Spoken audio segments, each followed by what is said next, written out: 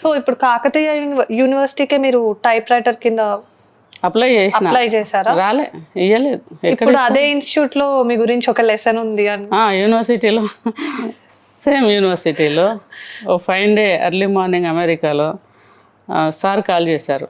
Can I speak to Jyothi Reddy ma'am అంటే yeah speaking, do you have a couple minutes for me అంటే yes sir please go head. ఏంటంటే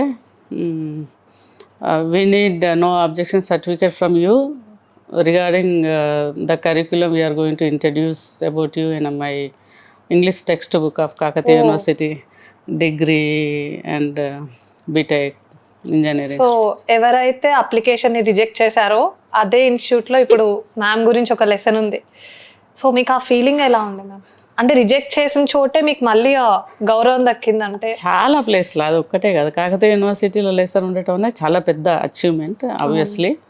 ఇక అది నేను అన్నా చనిపోయినాక పెడతారు కదా సార్ ఎందుకు బతుకున్నా అంటే లేదు, మీ స్టోరీ అనేది చాలామంది వ్యవసాయ కుటుంబాలకు ఇవాళ రోజు వాళ్ళు ఆత్మహత్యలు చేసుకునే వాళ్ళకు ఒక ఇన్స్పిరేషన్, లైవ్ ఇన్స్పిరేషన్. అట్లనే చాలా మంది ఉమెన్ కి కూడా అది text book character work in the class room అని ప్రోగ్రామ్స్ కూడా చేస్తాం ఇప్పుడు యూనివర్సిటీలో.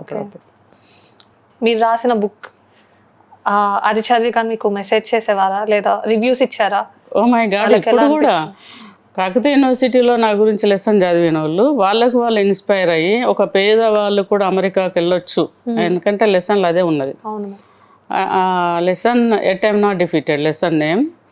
ఇన్స్పైర్ అయ్యి డబ్బులతో సంబంధం లేకుండా కష్టపడితే ప్లాన్ చేసుకుంటే అమెరికాలో సెటిల్ కావచ్చు అని అమెరికాకి వచ్చిన వాళ్ళు ఉన్నారు చాలామంది. ఎందుకంటే లెసన్ ఉండి ఆల్మోస్ట్ 10 years అయింది ఇప్పుడు. So many people passed out degree and they came to America.